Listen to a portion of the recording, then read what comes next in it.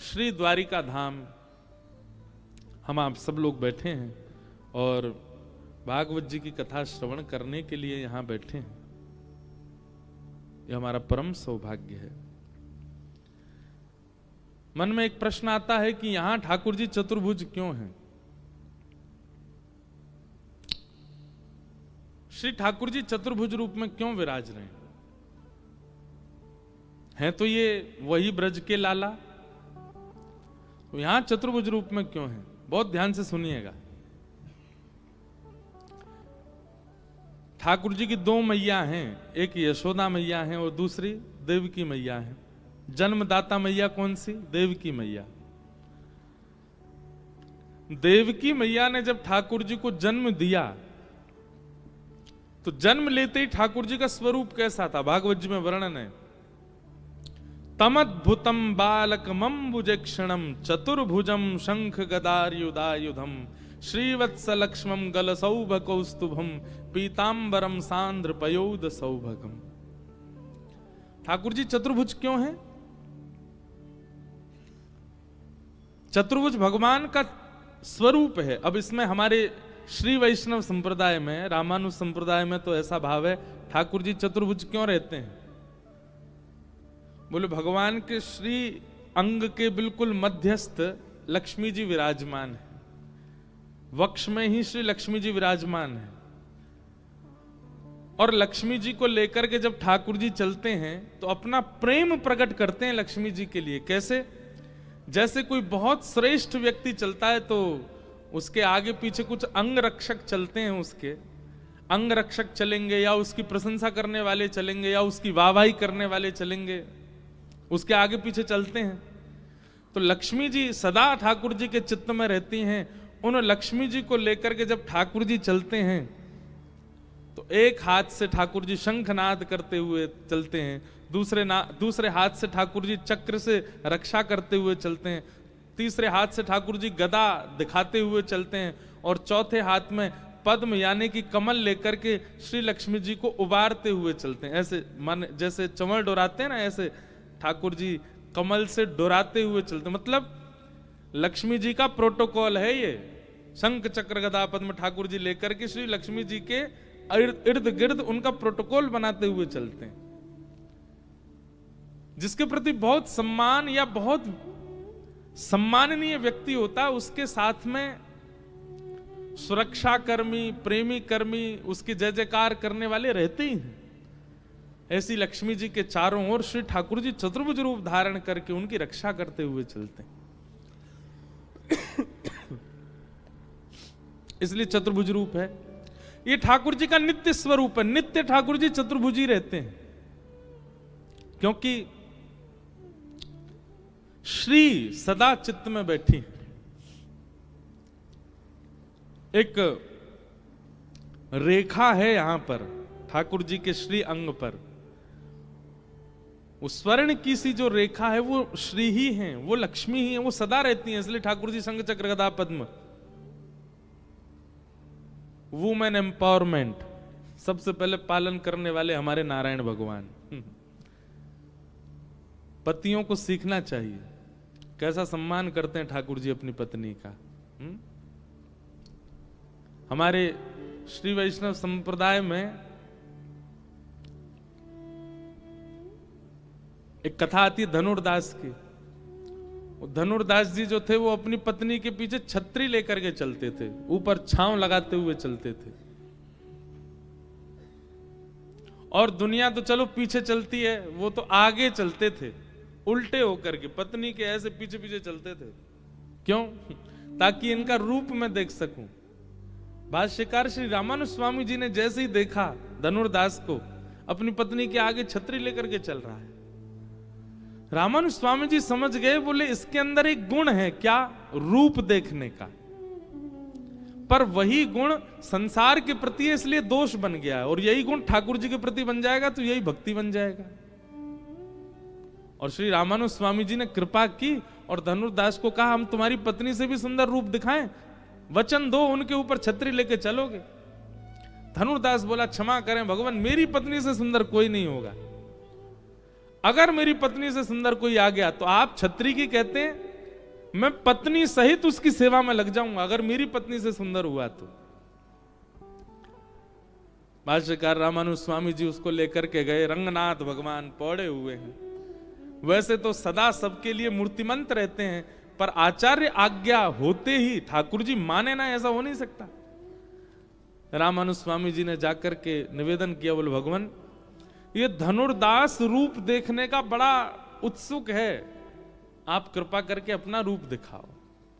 तुरंत ठाकुर जी शेष शैया से उठ करके बैठ गए और जैसे ही अपने प्रकट रूप में आए, धनुर्दास ने उनका दर्शन किया, सदा के लिए न्योछावर हो गया और पत्नी सहित सेवा में आ गया ठाकुर जी की। कहीं ना कहीं पत्नी का सम्मान करने पर हमारे रामानुज संप्रदाय में एक धनुर्दास को साक्षात भगवान का दर्शन हो गया। इसमें कोई बुराई नहीं है। पत्नी का सम्मान करो, पत्नी की खूब रक्षा करो, खूब आदर दो, उनको आदर देना प्रारंभ करो। ठाकुर जी देते हैं खूब। और द्वारिका लीला में तो पूरी लीला है, ठाकुर जी कितना आदर, केवल रुक्मणी नहीं 16,108 पटरानियों को ठाकुर जी आदर देते हैं। तो ये जो चतुर्भुज रूप है, इसके कई कई कारण बताए गए हैं। भक्तों की रक्षा के लिए चतुर्भुज रूप है, त्रिलोकी की रक्षा के लिए चतुर्भुज रूप है, पर हम वो सुने जिससे हमको कुछ सीखने को मिले। ठाकुर जी लक्ष्मी जी के सम्मान में चतुर्भुज रूप धारण करते हैं और सदा लक्ष्मी को चित्त में निवास देते हुए ठाकुर जी सम्मान करते हुए, कमल डुराते हुए, चक्र घुमाते हुए, गदा से रक्षा करते हुए, शंखनाद करते हुए, सावधान कौन आ रहा है, बोले लक्ष्मी जी आ रही हैं।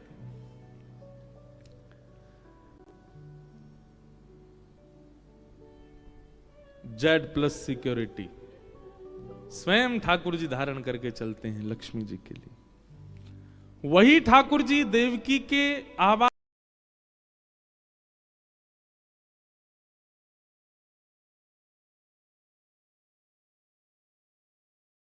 किया, वंदन किया। ठाकुर जी बोले मैया लाला बन के आए, गोद में ले लो। मैया बोली 4 भुजा वाले को गोद में लेने में शर्म आती है हमको, ये 4 भुजा धारण करके आए हो आप। ठाकुर जी बोले मैया मैं 2 भुजा वालो है जाऊं, बोले है जाओ। ठाकुर जी फिर 2 भुजा वाले हो गए और फिर पूरी ब्रज की लीला की। लेकिन जैसे ही ठाकुर जी लौट करके 11 वर्ष 56 दिन बाद आए मथुरा, देवकी मैया ने जब 2 भुज में देखा तो मां ने ठाकुर जी से कहा, बहुत ध्यान से सुनिएगा लाला,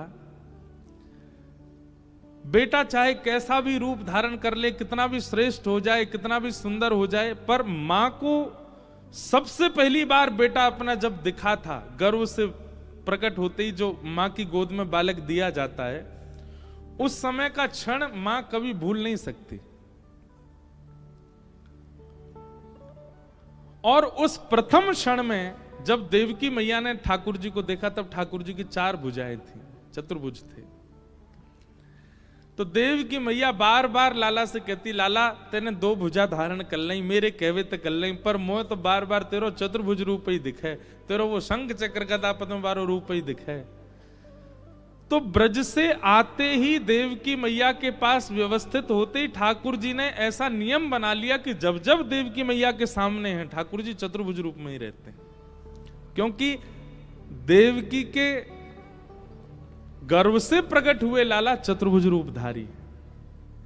इसलिए मथुरा की आगे की लीलाओं में और द्वारिका लीला में ठाकुर जी चतुर्भुज रूप में विराजमान। ये देवकी नंदन ठाकुर जी हैं। कौन से? देवकी नंदन, ये देवकी के लाला है। और द्वारिका की एक विशेषता बताएं, द्वारिका में सब चतुर्भुज हैं। द्वारिका में ठाकुर जी चतुर्भुज, बलराम जी चतुर्भुज, सामने देवकी मैया वो चतुर्भुज, वसुदेव जी चतुर्भुज, रुक्मणी चतुर्भुज, जाम्बती चतुर्भुज। यहां जो भी है, आप पूरे मंदिर में जितनी आकृति बनी है, कोई 2 भुजा में नहीं मिलेगा आपको, सब चतुर्भुज है, सबकी 4 भुजाएं हैं। अरे हमारी श्री जी श्री राधा रानी का भी जो यहाँ स्वरूप है ना, वो भी चतुर्भुज है। क्यों? क्योंकि द्वारिका भू वैकुंठ है। क्या है?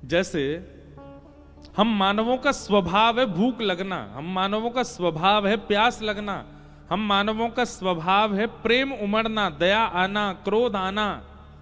ऐसे ही मन का स्वभाव है भटकना, वो भटकता ही है। हां, उस मन की रुचि आपने कहां ज्यादा बना रखी है वो आपके ऊपर निर्भर करता है।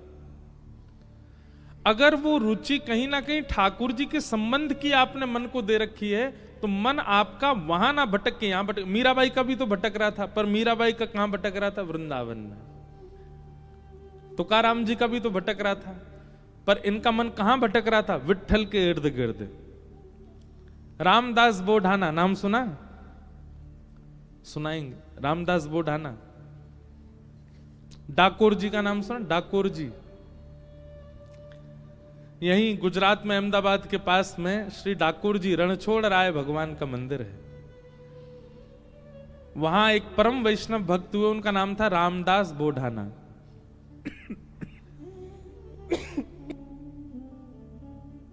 हर एकादशी पे आते थे। एकादशी कब? कल है ना? कल की है परसों की? कई लोग कल मान रहे हैं। और कल भैया सुबह हमारे बंग परिवार की ओर से, व्यासपीठ की ओर से, हम कोई अलग थोड़ी हैं, एक ही हैं, हम सब की ओर से कल श्री ठाकुर जी की ध्वजा जी पधराई जाएंगी। कितने बजे? 7 बजे सुबह। कल सुबह भोर होते ही ठाकुर जी हम लोगों को देखेंगे। वाह, दुनिया उठते ही ठाकुर जी को देखती है, कल ठाकुर जी उठते ही हम लोगों को देखेंगे, क्योंकि पहली ध्वजा यहीं से ठाकुर जी को पधराई जाएगी। तो रामदास बोढ़ाना, पहले हम अपनी बात पूरी कर दें। मन किसका नहीं भटक रहा? सबका भटक रहा है। गोस्वामी तुलसीदास जी का भटक रहा था, पर कहां भटक रहा था? राम जी में। तुकाराम जी का विट्ठल में, मीराबाई का गिरधर में, और हमारा संसार में, हमारा बड़ा पाव में, हमारा मिसल पाव में। अब यही बोलूंगा मंच से, और चीजें तो बोलूंगा नहीं कि कहां कहां भटक रहा है। बहुत जगह भटकता है। किसी का मन रुपया में भटक रहा है। जो रुपया के आदी होते हैं ना, उनको सब जगह यही दिखता है। द्वारिका आके भी यूं सोचेंगे यहां पे पैसा कैसे कमाया जाता होगा, यहां के लोग धनार्जन कैसे करते होंगे। उसका मन वहीं भटक रहा है। कई लोगों का मन जो है वो प्रॉपर्टी डीलर ही बने रहते हैं। वो आके जहां पहुंचेंगे वहीं के दाम पूछेंगे, यहाँ की प्रॉपर्टी के दाम क्या हैं? अच्छा, इतने में मिलता है? बोले हाँ। कामी लोग जो हैं वो सब जगह काम ही देखते रहते हैं।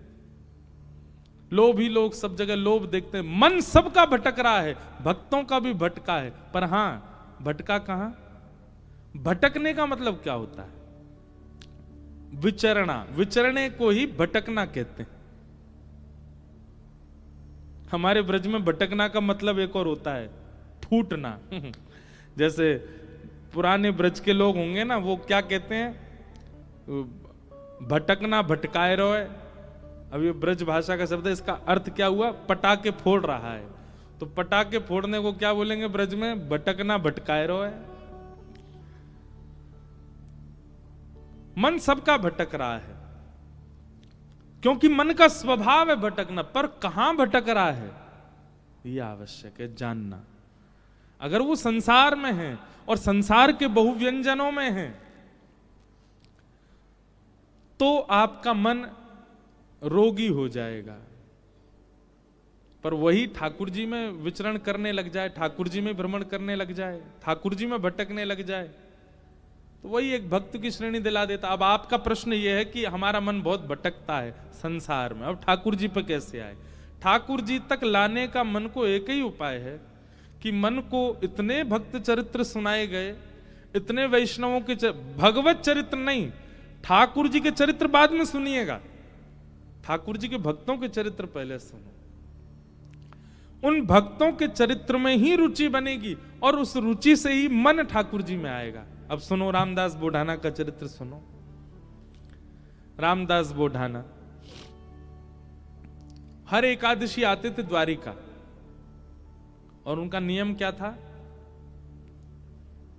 रात भर जागरण, एक तो पैदल चल करके आते थे डाकोर जी से अहमदाबाद के पास, आज भी यहां से बाय रोड जाओगे तो आपको 5 से 6 घंटे लगेंगे। उस काल में रामदास बोढ़ाना पैदल चल के आते थे, कितने दिन लगते थे उनको, और ऐसी तिथि पर आते थे कि 10वीं को यहां पहुंच जाते और गोमती सागर में स्नान करते। गोमती सागर में स्नान करने के बाद किसी द्वारिकावासी से या मंदिर की भिक्षा ग्रहण करके और कीर्तन में बैठ जाते, और कीर्तन करते करते करते एकादशी को प्रारंभ करते, और एकादशी होते ही ठाकुर जी का दर्शन करते। उनका नियम था ये। और फिर दर्शन करके फिर पैदल जाते, और पैदल वहां पहुंचते, बस 1-2 दिन वहां रुकते, इतने में फिर दूसरी एकादशी का समय आता, फिर पैदल आते, फिर यहां आके दर्शन करते। मतलब उनका जीवन यही था, बस पैदल आना जाना, द्वारिकाधीश का दर्शन करना।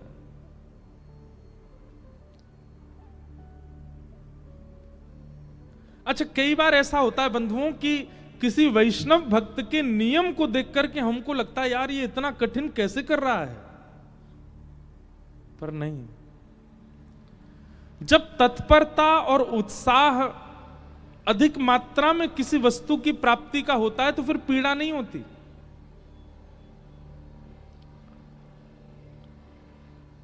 ध्यान से सुनिएगा बात को। जब तत्परता, उत्साह, एक्साइटमेंट किसी वस्तु की प्राप्ति का होता है तो फिर उसमें पीड़ा नहीं होती। किसी लड़का को कोई लड़की पसंद आ जाए तो फिर उसके लिए चाहे जो करना पड़े उसको पीड़ा नहीं होती। फिर नस काट लेगो हाथ की, हॉस्पिटलाइज्ड रह जाएगो बेचारो, रात भर भोजन नहीं करेगा, दुख भरे गाने सुनता रहेगा। हमने भी दर्शन किए कई आशिकों के लोगों को लगता है कितनी पीड़ा में, उसको पीड़ा नहीं है, वो बहुत प्रसन्न है। ऐसे ही पड़े रहने दो, अरिजीत सिंह के गाने चलने दो भाई रोने दो थोड़ा मुझको हमको लगता कितनी पीड़ा में, वो पीड़ा में नहीं है। वो अपने किसी प्रियतमा को प्राप्त करने के लिए उस मार्ग पर चल पड़ा है कि अब उसको फिर उसको भोजन मत दो। आप 2-2 दिन बिना भोजन के रह लेगा, भूखे ही नहीं लगी है। क्यों? प्रेम सवार हो गया चित्त पर, प्राप्त करना उसको। और फिर उससे ब्याह करा दो, 1-1.5 साल बाद फिर भोजन नहीं कर रहा है। क्यों नहीं कर रहा है? कहा बताऊं, अब तो ऐसा मन हो रहा है वैराग्य ले लूं, मैं विरक्त हो जाऊं अब मेरे भोजन सब रुचि मेरी उठ चुकी है।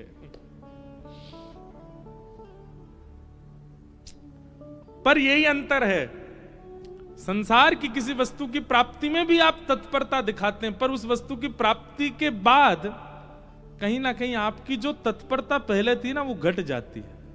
पर वही भगवत मिलन की तत्परता जब होती है ना, तो मिलन के बाद भी तत्परता बनी रहती है। और मिलन के बाद भी, ठाकुर जी से मिलन के बाद भी तत्परता आपकी नहीं बनी तो इसका मतलब ठाकुर जी मिले ही नहीं। यहां तत्परता कभी समाप्त तो नहीं होती। संसार में और ठाकुर जी में यही अंतर है, यहां तत्परता अखंड रहती है और वहां खंड खंड खंड हो जाती है। और वस्तु की प्राप्ति में जो तत्परता, उसमें फिर कष्ट पीड़ा का अनुभव नहीं होता, फिर तो अच्छा लगता है। तो रामदास बोढ़ाना जी इतना पैदल चलते थे, 10-10, 12-12 दिन लगा करके द्वारिका आते थे। लोगों को लगता था अरे राम कितना कठिन, पर उनको वो पीड़ा का अनुभव नहीं होता था, वो तो बड़े प्रसन्न रहते थे। कई लोग मैंने देखा वो एकादशी के दिन अन्न का त्याग रखते हैं। एकादशी करने वाले भी बड़े बहुत प्रकार के होते हैं। एक होते हैं वो अन्न नहीं खाते, एक होते हैं वो अन्न भी नहीं खाते और मौन भी रहते हैं, एक होते हैं वो अन्न नहीं खाते फलाहार करते हैं। और दिन तो 3 बार भोजन करते थे, एकादशी वाले दिन 5 बार करते हैं। उस दिन फलाहार, हम फलाहार कर रहे हैं ना, कुटू की पकौड़ी, कुटू कचौड़ी, ये वो 5 बार खाते हैं। पर कई लोग बड़ा कठिन भी करते हैं। वो कैसे करते हैं?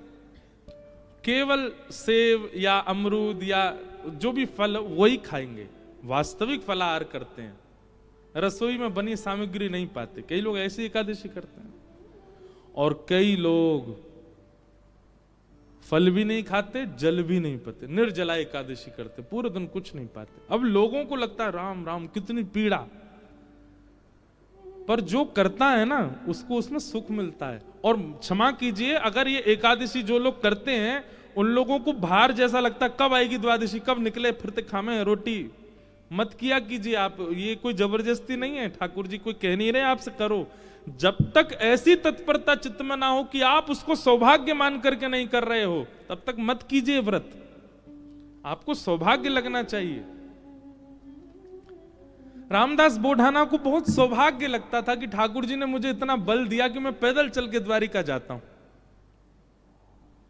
और वो द्वारिका आते, रात भर कीर्तन सुनाते द्वारिकाधीश को, और एकादशी को कपाट खुलते ही दर्शन करते, नेत्र सजल हो जाते रामदास जी के। ठाकुर जी को दूर से ही ऐसे अंक में मानो ऐसे कर लेते जैसे मैंने अंक में भर लिया हो।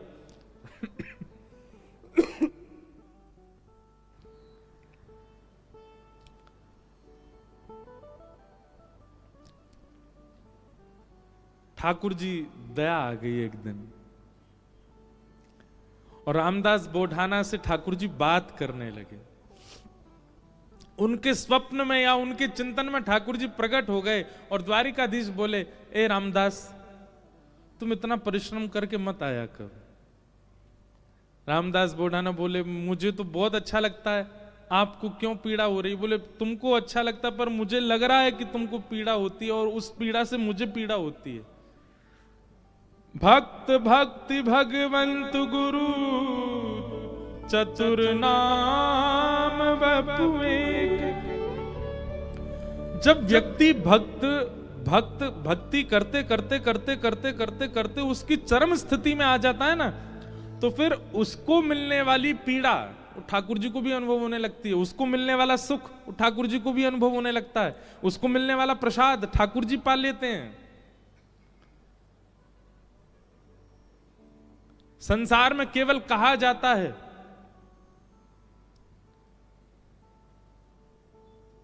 लेकिन यहां वास्तविक होता है कि आप पाओगे पेट उनका भरेगा, और ठाकुर जी पाएंगे पेट आपका भरेगा। कितने ऐसे प्रसंग मैं आपको सुना दूं।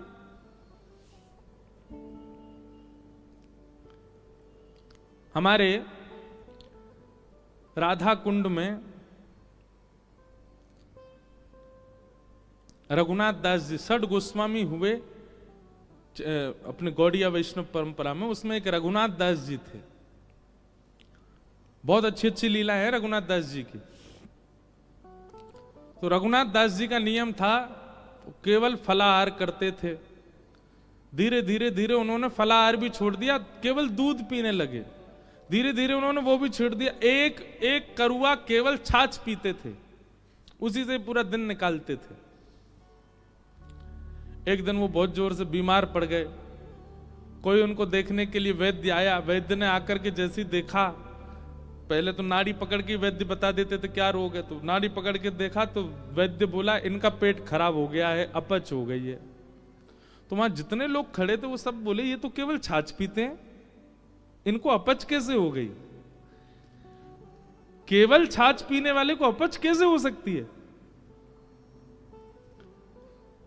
तो उस समय गोसाई श्री विठलनाथ जी, जिन्होंने श्रीनाथ जी की सेवा मतलब वल्लभाचार्य जी के पुत्र गोसाई श्री विठलनाथ जी, वो गोवर्धन में ही विराजते थे।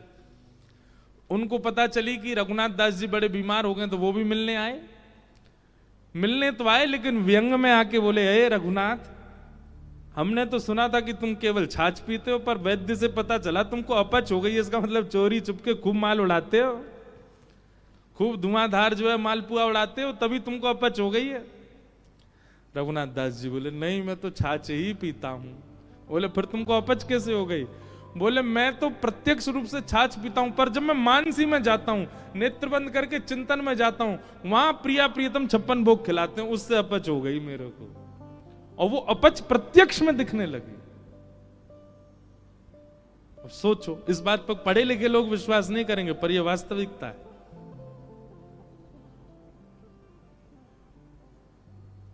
वो प्रत्यक्ष में नहीं पा रहे हैं, पर अप्रत्यक्षानुभूति, वो नेत्र बंद करके जब अपने मानसी भाव में जाते हैं, वहां ठाकुर जी उनको बढ़िया लड्डू पवाते हैं, पूड़ी पवाते हैं, रबड़ी पवाते हैं। उससे अपच प्रत्यक्ष शरीर को हो गई। ये बात सुनकर के गुसाई जी के नेत्र सजल हो गए। रघुनाथ दास जी को हृदय से लगा लिया, बोले जय हो, तुम्हारी भक्ति को प्रणाम कि तुमको ठाकुर जी प्रत्यक्षानुभूति करा देते हैं।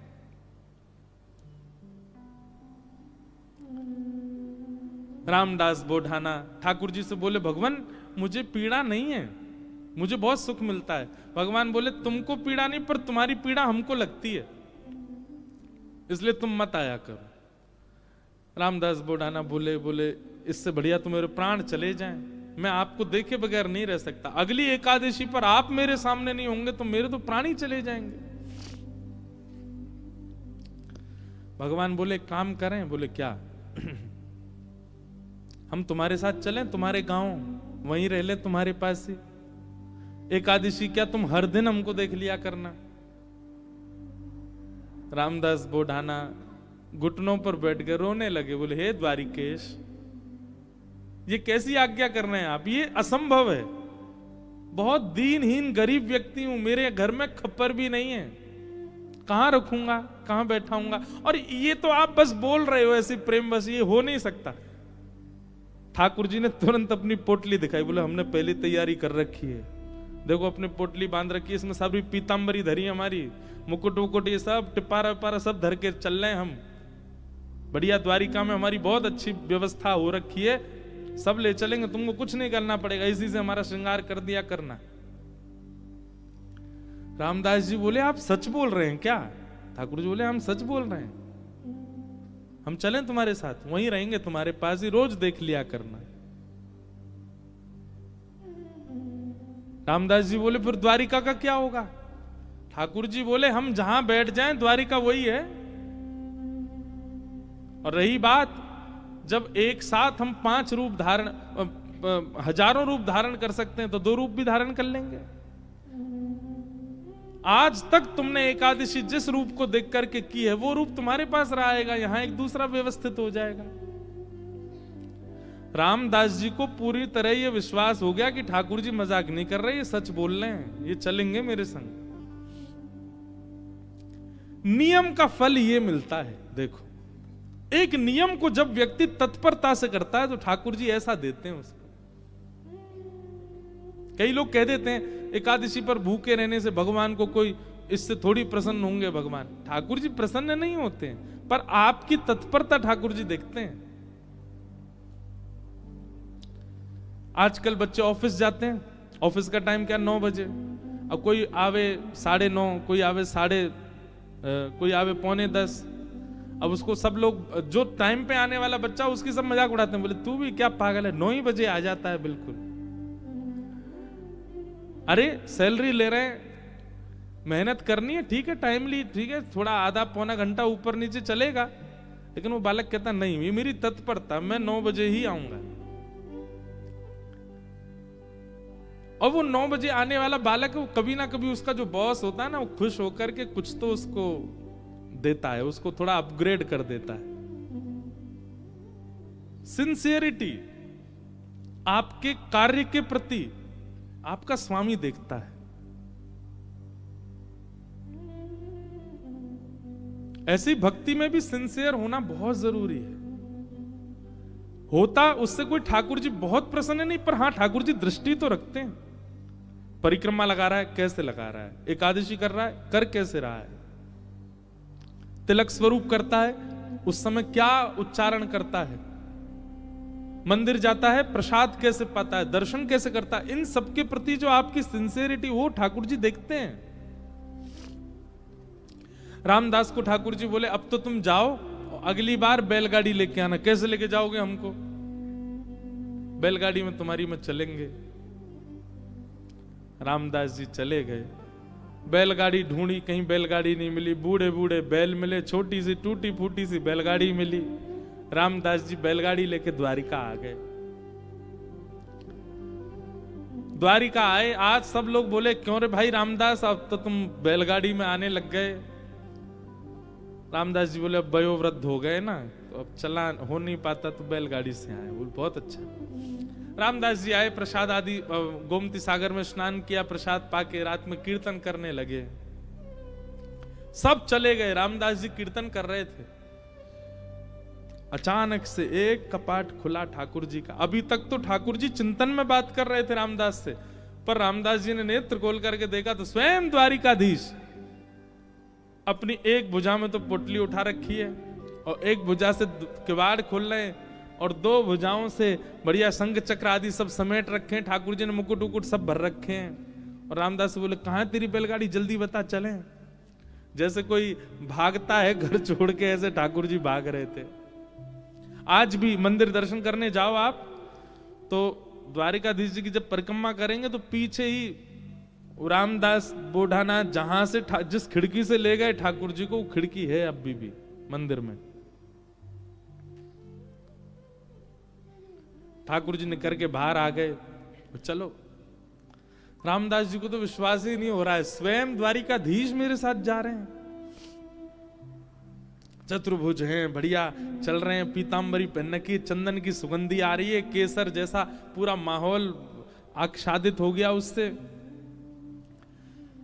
ठाकुर जी जैसे ही गए, रामदास जी बोले भगवान टूटी फूटी बैलगाड़ी है, बैठ जाओ। ठाकुर जी ने जैसी बैलगाड़ी देखी, ए रामदास त्रिलोकी का भार लेकर के मैं इन पे बैठा, तेरे बैल तो दब जाएंगे नीचे। भगवान अब क्या करें, यही व्यवस्था मिली थी। इतना सीधा, इतना भोला रामदास। ठाकुर जी बोले काम कर, तू बैठ, हम चलाते हैं बैलगाड़ी। रामदास जी बोले ऐसा मत करो नाथ, मैं ही चला दूंगा। नहीं नहीं, ये तो हमारे अभ्यास की वस्तु है। अर्जुन के खूब हमने रथ हांके हैं, बहुत दिनों बाद बैलगाड़ी मिली, चलो हांके थोड़ा इसको। और रामदास पीछे बैठे हैं और ठाकुर जी आगे पैर लटका के बैठे और बैलगाड़ी चला रहे हैं। ठाकुर जी के स्पर्श होते ही बैलगाड़ी तो बिल्कुल नवीन हो गई, बैल बिल्कुल युवान हो गए। यहां मंगला का समय हो रहा था, सूर्य उदय हो रहे थे धीरे धीरे। ठाकुर जी बोले रामदास, इस सुबह होते ही सब पंडा पुजारी भागेंगे, ढूंढेंगे, देखेंगे मंदिर में तो मैं हूं नहीं, सब आ जाएंगे। ये हमको बीच रास्ता में ही पकड़ लेंगे। तभी थोड़ी दूर ही पहुंचे थे, वहां एक बाबरी थी, एक सरोवर था। ठाकुर जी ने कही तुम हमको नीचे छुपा दो ताकि कोई हमको ढूंढ ना पाए, क्योंकि ढूंढने वाले तो आएंगे और जब ढूंढ हार के चले जाएं, कुछ ना मिले, फिर हमको दोबारा लेके फिर चल देना आगे। रामदास जी मनी मन इतने प्रसन्न हो रहे हैं, बोले ठाकुर जी आपको क्या पड़ी है जाने की मेरे साथ? अरे मैं तो मना कर चुका हूं 5 बार कि ठाकुर जी आप यहीं रह लो, पर नहीं, उन्हीं की इच्छा है जाने की। जब मन ऐसा भटकता है ना ठाकुर जी में, तब ठाकुर जी ऐसा करते हैं, आपके मना करने पे भी चल देंगे आपके साथ। हमारे लाल जी, गिरधर लाल जी,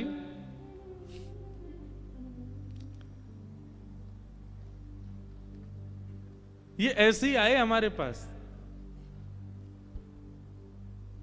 जब प्राप्त हुए थे ना, तो एक बार मैंने तो, अब बोलने में अटपटा लगता है, पर एक बार मैंने तो यही कहा कि मुझे तो श्रृंगार आता नहीं, मुझे सेवा आती नहीं, कैसे करूंगा, कैसे संभालूंगा, कैसे इनकी नथ बेसर धराऊंगा, कैसे इनके नेत्र श्रृंगार, कैसे मुकुट पाक कैसे बनाऊंगा।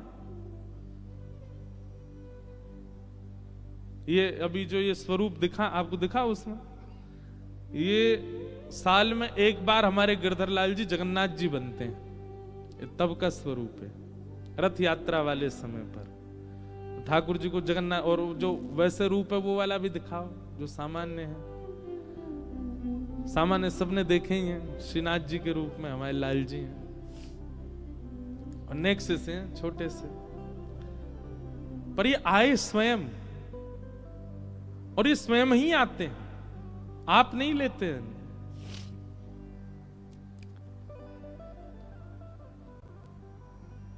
रामदास नीचे बावरी में ले जाकर के द्वारिकाधीश जी को छुपा दिया।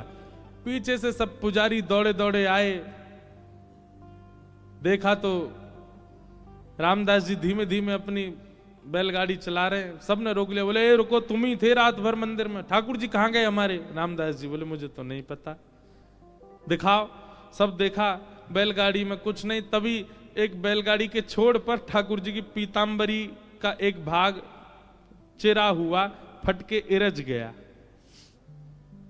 अच्छा, ये सब लीला भी ठाकुर जी जानबूझ के ही करते हैं, क्योंकि कहीं ना कहीं कुछ ना कुछ ठाकुर जी को दूसरों को संकेत कराना है। ठाकुर जी की पीतांबरी का वो अंग वस्त्र जैसे ही मिला, सब लोगों ने रामदास जी को पकड़ लिया, बोले ठाकुर जी तेरे संग ही हैं, तभी तो ये चीरा फटा हुआ है यहां पर, कहां है जल्दी बता। उन्होंने मना किया तो सबने उनको मारना शुरू कर दिया, इतना मारा, इतना मारा, इतना पीटा, बेचारे अधमरे से हो गए, बस श्वास चल रही है, बाकी तो नेत्र बंद हो गए, सुध-बुध चली गई, गिर गए धरती पर। पुजारियों ने देखा, बोले ये तो अधमरा हो गया, ठाकुर जी कहां हैं, ढूंढो। पास ही सरोवर था, उस बावरी में जाकर के जैसे ही देखा तो बावरी का जो जल था वो रक्त मंडित हो गया, पूरा जल रक्त से भर गया। देख करके सब लोग घबरा गए, सारे ब्राह्मण बोले ये जल इसका कैसे हो गया, जल आ कहां से, ये रक्त आ कहां से रहा है। दौड़ करके जाके देखा तो एक जगह ठाकुर जी विराजमान थे, और जहां जहां रामदास जी को डंडे मारे गए वहां वहां श्री द्वारिकाधीश जी के श्री अंग पर भी डंडे के निशान, और हर स्थान से रक्त निकल रहा था।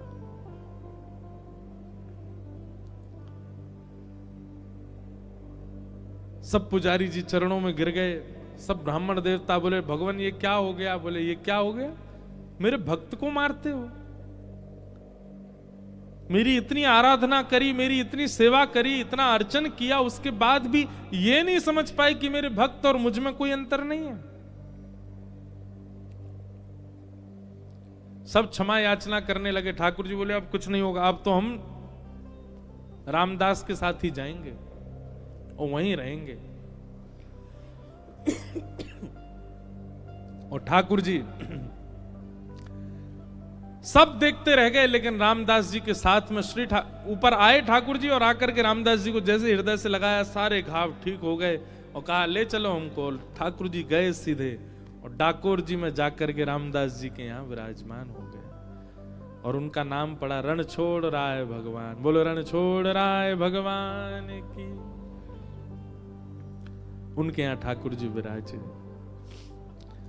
सब ब्राह्मणों ने जाकर के निवेदन किया, भगवान से प्रार्थना की, बोले प्रभु आप द्वारिका छोड़ के यहां चले आए, और द्वारिका का कैसे अब भरण पोषण होगा, इतने दर्शनार्थी आएंगे, सब होगा कैसे चलेगा।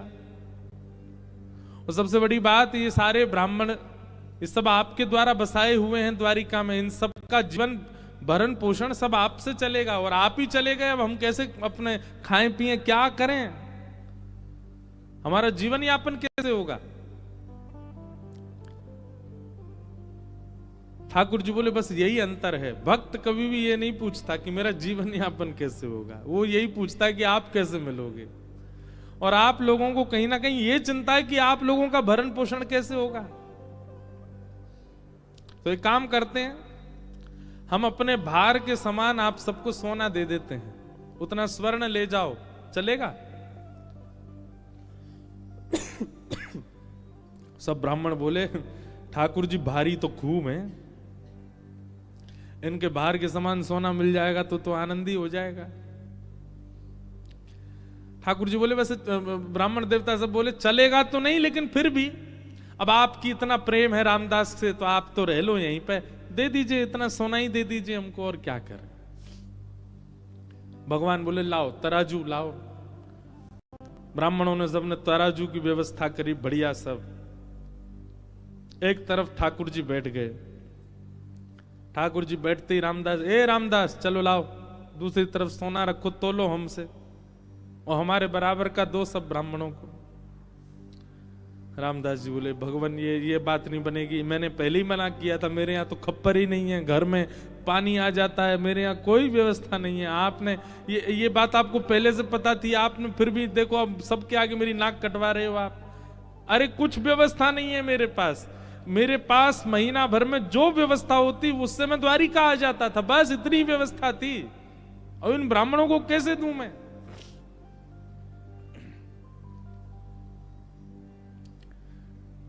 ठाकुर जी बोले तुम्हारी गृहिणी के कान में एक बाली है स्वर्ण की, वो लेके आओ, उससे हमको तोल दो। रामदास जी बोले बाली से तोलना? बोले हाँ उसी से तोलो, अभी हम चमत्कार दिखाते हैं।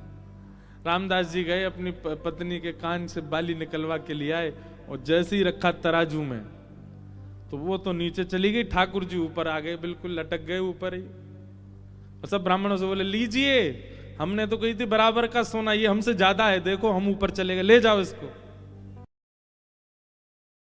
आप बहुत बाली और इससे आप इतने हल्के हो गए।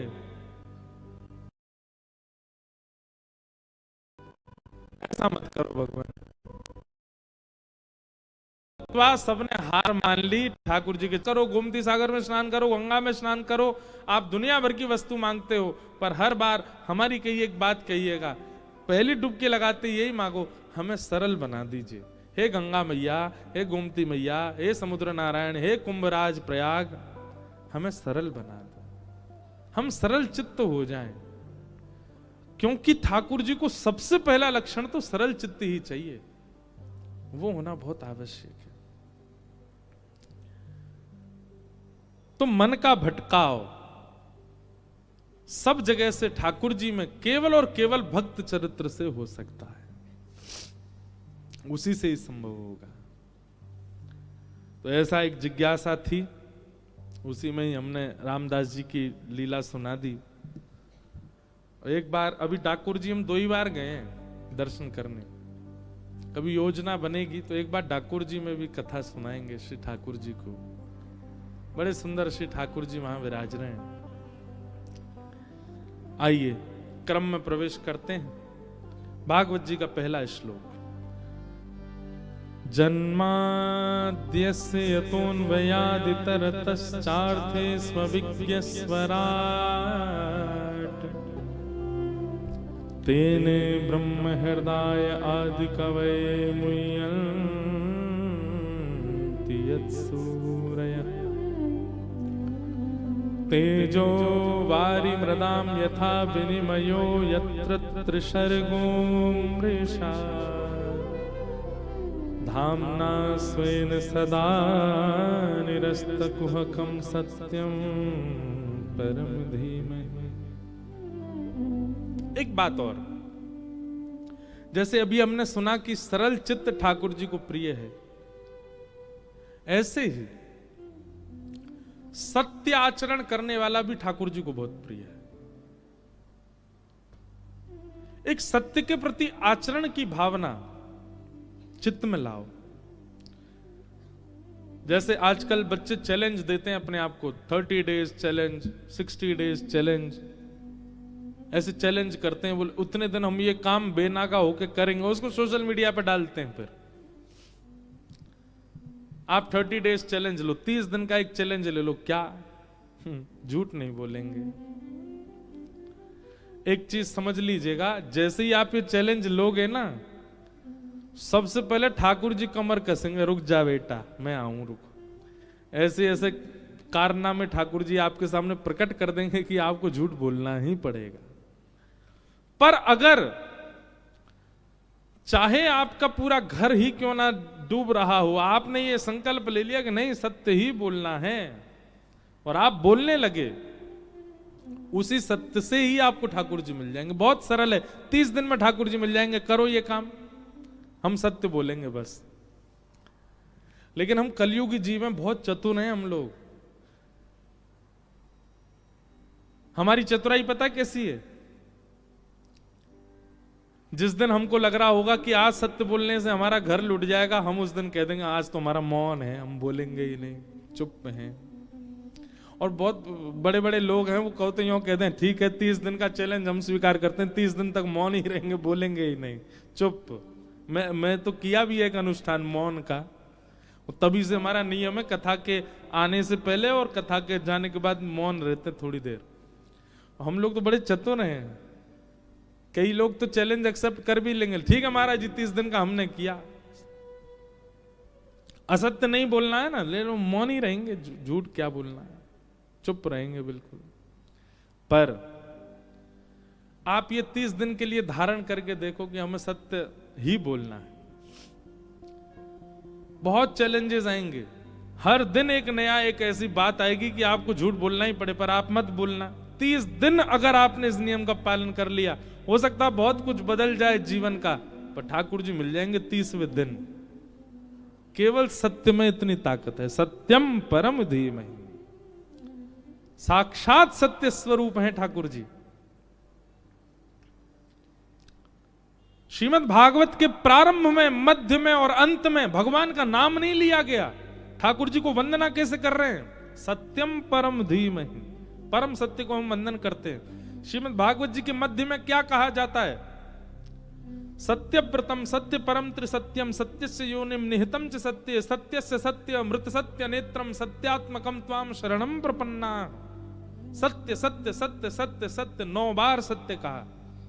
और भागवत जी के विश्राम में 18,000 श्लोक पूर्णता होने पर भी सत्यम परम धीमहि, हम परम सत्य को वंदन करते।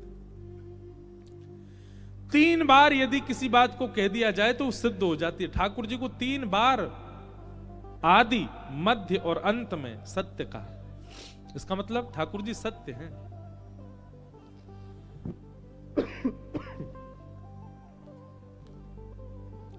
कोई सत्याचरण का नियम बना ले, मिल जाएंगे ठाकुर जी उसको। पर याद रहे, बहुत कुछ छूटेगा, बहुत कुछ लूट सकता है, बहुत कुछ अलग हो सकता है। इसलिए इस चैलेंज को लेने से पहले इस चीज का ध्यान रखिएगा। भगवत प्राप्ति के पथ पे जब आप चलना प्रारंभ करते हैं ना, तो आपके जीवन में आने वाली परीक्षा कोई और नहीं लेता, स्वयं ठाकुर जी ही लेते हैं। ठाकुर जी ही लेते हैं। जिसने उंगली पकड़ के चलना सिखाया वही मां एक दिन उंगली छोड़ती है। बालक उस समय घबरा जाता है, इन्होंने मुझे क्यों छोड़ दिया, मैं गिर जाऊंगा। पर नहीं, वो मां इसीलिए छोड़ती है, परीक्षा लेती है, अब ये चल पा रहा है कि नहीं, अब ये चल पाएगा कि नहीं। गिरता है, पड़ता है, उठता है, रोता है, लेकिन फिर भी मां उसको एकांत छोड़ती है ताकि चलना सीखे। ठीक वैसे ही भक्ति पथ पर जब आप चलते हैं और किसी नियम संकल्प के साथ जब आप चलते हैं, है वो भक्ति का पथ, तो वहां आने वाली परीक्षा भी ठाकुर जी ही लेते हैं, आपको और सुदृढ़ बनाने के लिए।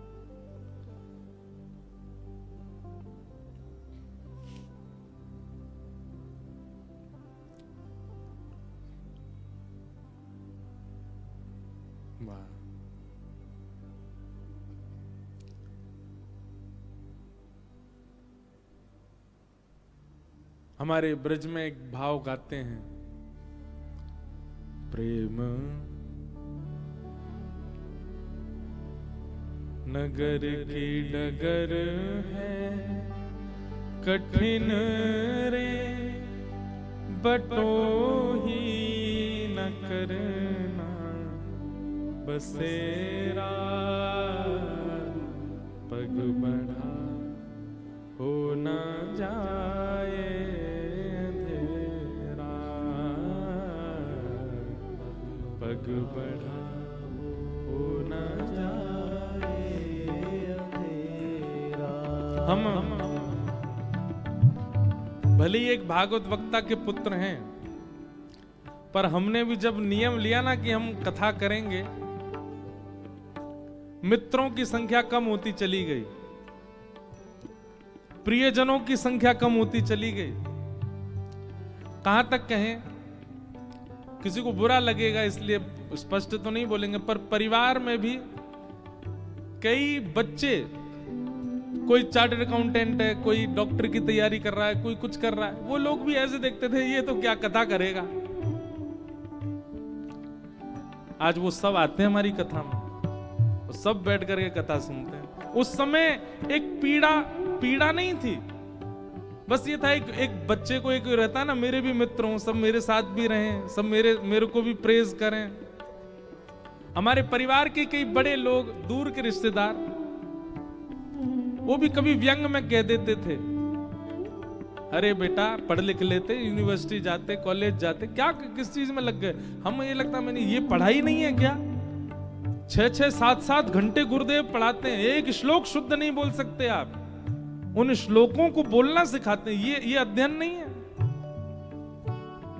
आज यूनिवर्सिटी कॉलेज के बच्चे कथाओं में आते हैं और जो समाधान उनको वहां नहीं मिल पाया वो कथा से लेकर के जाते हैं और अपना जीवन संभालते हैं। प्रारंभिक भक्ति के पथ में संकट तो आता है, सबको देखना पड़ता है, बस उस समय घबराओ नहीं। हमने शिखा रखी, स्कूल जाते थे, चोटी रखते थे, बच्चे खींचते थे, तो मैं अपने पिताजी से एक दिन रोते रोते बोला इसको कटवाओ, सब बच्चे खींचते हैं।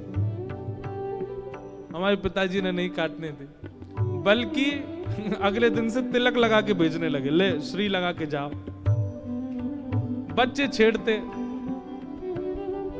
बिंदी लगा के आता है, बिंदी लगा के आता है, ऐसा बोलते थे।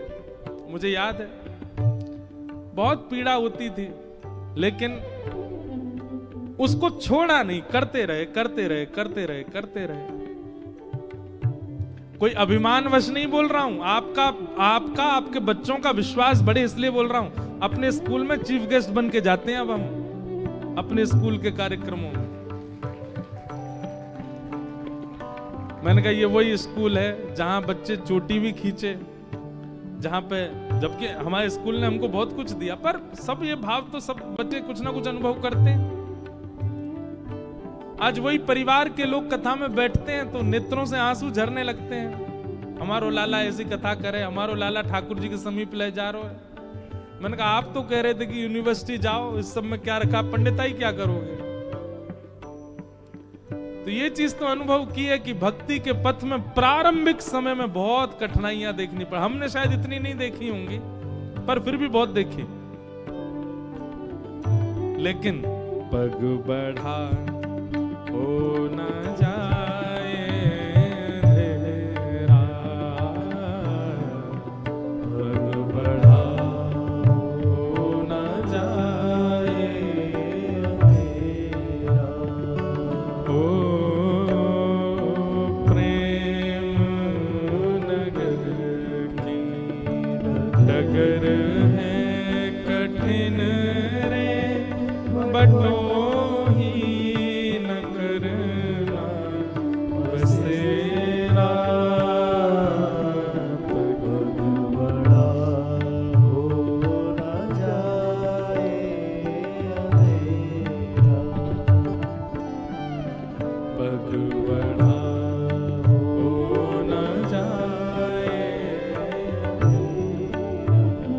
अच्छी बात क्या? मन का रतन रख जतन से अनाड़ी, मन का रतन रख जतन से अनाड़ी, मन का रतन रख जतन से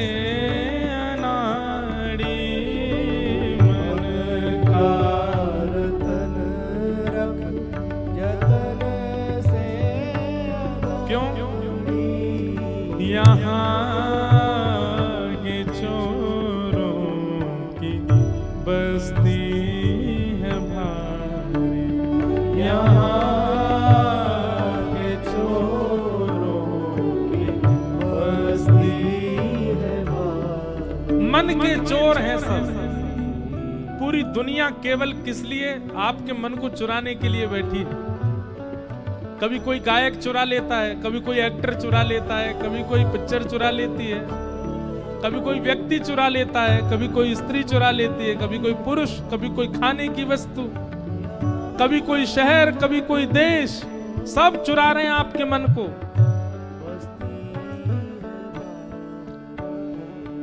ज्ञानी लुटे गुमान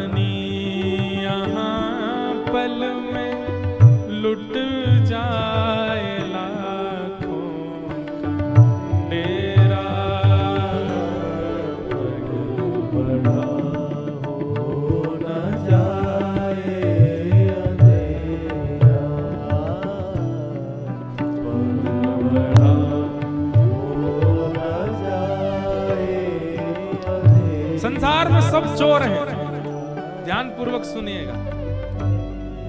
द्वारिका की इस कथा में हमको पता नहीं एक अलग सी उमंग आ रही है, एक अलग सी लहर आ रही है। अब ये कितने दिन आएगी, कितने देर आती है, ये तो भगवान जाने। इसलिए सुन लीजिए, यहां हम बहुत कुछ अपने मन के भाव ही कह रहे हैं। चोर सब है संसार में, कभी कोई चुरा रहा है, कभी कोई चुरा रहा है। पर भैया वास्तविक में चोराग्र कन्या है द्वारिकाधीश। ये कथा किस लिए हो रही है भाई? चित्त को चुराया तो सब जगह जा रहा है, पर चित्त को वो चुराए जो चोरों का भी स्वामी है। ऐसा चित्त बन जाए कि वो चुराए उसको। और वो तभी चुराएंगे जब ठाकुर जी का एक स्वरूप है, पहले से चोरी हुई वस्तु को नहीं चुराते, नहीं चाहिए उनको। लेकिन हमारा मन तो बहुतों ने चुरा रखा। मुंबई के गेटवे ऑफ इंडिया ने चुरा रखा कई लोगों का मन। भेलपुरी ने चुरा रखा मन, बड़ा पाव ने चुरा रखा मन। गुजरात की क्या बनती है वो फेफड़ा, फाफड़ा फेफड़ा नहीं, फाफड़ा, फाफड़ा। और हिंदू आगे नहीं बताऊंगा, और भी 2-3 आ गए थे याद। उसने चुरा, कई लोगों को सुबह सुबह उठते ही वही चाहिए। क्यों? मन चुरा रखा है। पर भैया इतनी जगह मन जब चोरी हो चुका हो तो ठाकुर जी की दृष्टि नहीं पड़ती। इसलिए हम मंदिर में जाते हैं, हमको ठाकुर जी ऐसे ही दिखते हैं, ना हिलते, ना डुलते, ना नैन मटकाते, ना सिर झुकाते। क्यों? ठाकुर जी को इंटरेस्ट ही नहीं है आपके मन में। क्यों? पहले से ही चोरी करवा रखा है आपने। कथा में आओ, गुरुजनों के पास जाओ। गुरुजन क्या करेंगे? सारे चोरों से, जहां जहां आपका मन चोरी हो गया, सब जगह से छीन लाएंगे, सब जगह से लेकर के आएंगे। और जो जो आपकी चोरी हुई है हृदय की, वो सब वापस ला करके आपको दी जाएगी और कहेंगे अब जाओ। और फिर उसके बाद जब जाओगे तो जैसे मीराबाई को चतुर्भुज ठाकुर जी थोड़ी पे हाथ धरे दिखे द्वारिकाधीश, जैसे रामदास बोढ़ाना को ठाकुर जी अपनी पोटली उठा के कमर पर टांगते भय चलते भय दिखाई दिए, वैसे दिखने लग जाएंगे। ये कथा किसके लिए है? जहां जहां चोरी हो रखा है सब जगह से इकट्ठा करो, लाओ अपने पास और प्रस्तुत कर दो, वो चोरी करें इस चित्त की। ज्ञानी लुटे गुमानी, यहाँ पल में लुट जाए लाखों तेरा पग बढ़ा हो न जाए अंधेरा, पग बढ़ा हो न जाए अंधेरा। प्रेम नगर है कठिन पढ़ो ही न करना,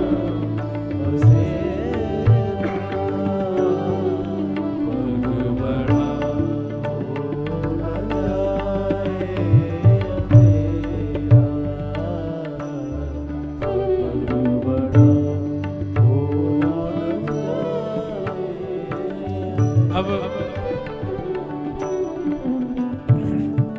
चोर की बात हुई तो हमको सूरदास जी का एक पद याद आ गया, और गाएंगे तो नहीं पूरा, पर उसका भाव सुना देते हैं।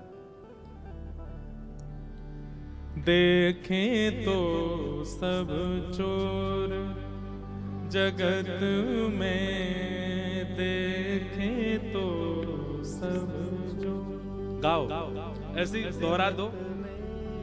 देखो तो सब चोर जगत में, देखो तो सब चोर। कैसे? राज के चोर हैं राजा रानी, राज के चोर हैं राजा रानी। और कान पकड़ के क्षमा मांगते हैं अगर किसी के भाव का नाम यहाँ आ जाए तो। पर ये सूरदास जी की वाणी है। ये सूरदास जी ने पद पता कब लिखा? जब सब ठाकुर जी को चोर बोलने लगे। सूरदास जी बोले अच्छा, हमारे ठाकुर जी के पीछे हाथ धो के पड़ गए हो, वो चोर हैं, वो चोर अग्रगण्य है, ऐसे कौन चोर नहीं है ये बताओ। देखो तो सब चोर जगत में, देखो तो सब चोर, राज्य के चोर हैं राजा रानी, राज्य के चोर हैं राजा रानी, और शहर चोर व्यापारी, शहर चोर व्यापारी, पांच चोर सबके ही माही, पांच चोर सबके ही माही, कौन पुरुष कौन नारी, कौन पुरुष कौन नारी। राज्य के चोर कौन है? राजा। बुरा नहीं मानिएगा, हम पहले ही कह रहे हैं, नेता लोग तो पूरे राज्य की चोर, ऐसा तो हो नहीं सकता। आपने इलेक्ट करके जिसको बना दिया हो स्वामी, और उसने पूरे अपने 5 वर्ष के कार्यकाल में 1 रुपया भी अपने लिए नहीं प्रयोग किया ना, चोर तो है। और शहर चोर व्यापारी, शहर का चोर कौन है? बोले व्यापारी। अब किसी की मिठाई की दुकान है तो केवल रसगुल्ला गुलाब जामुन पेड़ा से नहीं चलाएगा वो दुकान, वो हर हफ्ता एक नई नई नई वो बनाएगा, क्या बोलते हैं उसको, मिठाई। क्यों? ताकि देखने वाले खरीदने वाले का मन उस पे आ जाए। मन का चोरी कर रहा है ना, वो उसको वो खाने जाए। अब दुनिया भर की हम तो जगह जगह जाते हैं। कुछ दिन पहले बनारस में थे, तो बनारस में एक वो बढ़िया सुंदर, देखो मिष्ठान की कोई यहां निंदा नहीं कर रहे हैं, पर एक बात बता रहे हैं, वो था क्या बोलते हैं उसको, मलइयो। बनारस में मिलता मलइयो, बहुत बढ़िया। क्या होता पता है? वो दूध का झाग, झाग खाते हैं लोग सैकड़ों रुपया खर्च करके। उसको किसी व्यापारी नहीं तो बनाया, क्यों बनाया? ताकि हमारा मन उस पर जाए। अब लोग उस झाग को खाने जाते हैं, लेकिन लगता है बढ़िया सबको। तो शहर चोर व्यापारी, किसी की कपड़े की दुकान है, एक जैसे ही कपड़ा उस पर मिलते हो, उससे कौन खरीदेगा? लेकिन हर बार एक नए तरीके से लेके आता है। बटन यहां की जगह यहां लगा दी, ओहो नई डिजाइन है, खरीद लो इसको यहां बटन है इसके। हमारे द्वारिकापुरी के जो गोस्वामी हैं, जो यहाँ के सब पुजारी, उनकी बगलबंदी देखी आपने? हमारी बगलबंदी देखो, इसमें एक बंदी यहाँ है, एक यहाँ है बांधने का, एक भीतर है, दोनों तरफ। यहाँ के जो है वो केवल यही होती है, वो खुली है। एक बार खोल दो तो सीधा हवा पास होती रहती, भीतर गर्मी सहन नहीं है, अलग प्रकार की है। और सबकी दुनिया की जेब यहाँ होती है, उनकी यही होती है बीच में, यहीं पे सवरे रुपया, यहीं पे सारे जो है पौन वौन सब यहीं धरे रहते हैं किसी व्यापारी ने उसको भी बनाया होगा, उसी पे आकृष्ट होकर अब यहाँ वही प्रचलन चल रहा है। तो चाहे वस्त्र का व्यापारी हो, भोजन का व्यापारी हो, कोई भी व्यापारी हो, वो हर महीना एक नवीनता लाने की प्रयास का। वो नवीनता के पीछे कारण क्या है? समाज का मन आकृष्ट हो। एक बहुत अच्छी बात बताऊं, अभी पूज्य राधा कृष्ण महाराज जी कथा में था, मैं अपने उत्सव और इस कथा के बीच में एक दिन जालना गया। उन्होंने बहुत अच्छी एक बात कही, ठाकुर जी कभी नहीं बदले। आज से 500 साल पहले द्वारिकाधीश का जो भोग लगता था वही भोग आज भी लगता है, कुछ परिवर्तन नहीं। आज से 500 वर्ष पहले श्री द्वारिकाधीश जैसा टिपारा पहनते थे, जैसा किरीट पहनते थे, जैसा मुकुट पहनते थे, वैसा ही आज भी पहनते हैं। श्री द्वारिकापुरी में दिन के हिसाब से वस्त्र का वर्ण होता है। जैसे मंगलवार के दिन ठाकुर जी ऐसा कलर पहनेंगे, सोमवार के दिन ऐसा पहनेंगे, शुक्रवार को ऐसा पहनेंगे, शनिवार को ऐसा पहनेंगे। वो 500 उससे भी पुराने समय से वो आज तक वैसा ही है। ठाकुर जी उस दिन वही पहनेंगे। आज ठाकुर जी ने पीला पहना है, केसरी पहना है, तो ये कितने समय से चला आ रहा होगा कि आज के दिन ठाकुर जी केसरी पहनेंगे। वो नहीं बदलते, परिवर्तन नहीं करते। भोग में परिवर्तन नहीं, श्रृंगार में परिवर्तन नहीं, मुकुट में परिवर्तन नहीं। मंदिर में कितना पुराना मंदिर है द्वारिकाधीश का, इसी में बैठे हैं। आदमी 100 वर्ष का उसको जन्म मिलता है, जीवन मिलता है, 3 घर बदल देता उसमें भी। अगर बढ़िया धनवान हो जाए तो 3 घर बदल देता है। ठाकुर जी उसी में बैठे हैं। सब परिवर्तन क्यों करते हैं? आकर्षण प्रकट करने के लिए। पर ठाकुर जी ने फिर भी आकर्षण है, इसीलिए वो परब्रह्म है। कुछ परिवर्तन नहीं किया, फिर भी आकर्षण। कथा जो हम आपको आज मंच से सुना रहे हैं, आज की है, 5000 साल पुरानी कथा है। वही श्लोक हैं, वही परंपरा है, वही 7 दिन है, वही नियम है, वही कथा है, पर फिर भी उसके प्रति आकर्षण, फिर भी उसके प्रति वह भाव, वह प्रेम, वह सुनने की उत्सुकता। इसीलिए ये पुराण है, ये ग्रंथ नहीं है, ये किताब नहीं है, पुराण है। इसीलिए कृष्ण स्वरूप है, क्योंकि जितनी बार सुनो उतनी बार नहीं है। कितने श्रोता ऐसे हैं वो लगभग कथाओं में आते हैं, अब उनसे पूछा जाए आप तो पिछली कथा में भी थे, उससे पहले भी थे, पर नहीं, हर बार नया है, नूतन है। कथा का स्वरूप हर बार नया होता है, इसीलिए तो उनकी रुचि बढ़ रही है। पर कथा वही है, व्यासपीठ वही है, व्यास जी वही है, मंच वही है, पर फिर भी नवीनता, इसीलिए वो परब्रह्म है। कुछ नया ना करते हुए भी नया नया प्रकट होता है, इसीलिए वो परब्रह्म है। तो 5 चोर सबके ही माही, 5 चोर हम सबके अंदर हैं। नाम बताओ इन 5 के।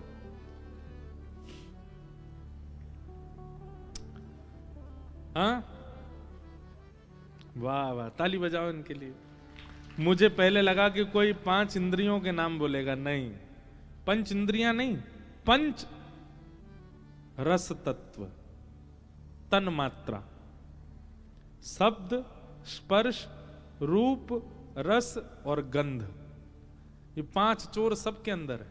अरे कहां तक कहें, जिनके नेत्र नहीं है ना, उनके अंदर भी देखने की लालसा है।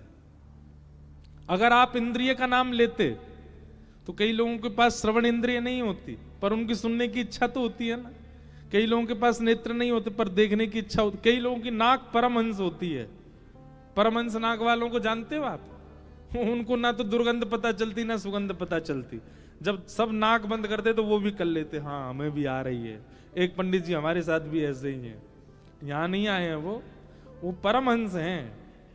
उनको कभी दुर्गंध का अनुभव नहीं होता। कभी कभी बहुत जोर की दुर्गंध होती है तो वो कहते हैं, महाराज जी आज तो सच में दुर्गंध बहुत तेज है। मैंने कहा क्यों?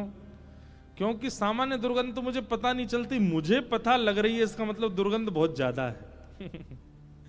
परमहंस होते। तो 5 चोर हमारे अंदर के कौन है? 5 तन्मात्रा, शब्द, स्पर्श, रूप, रस और गंध।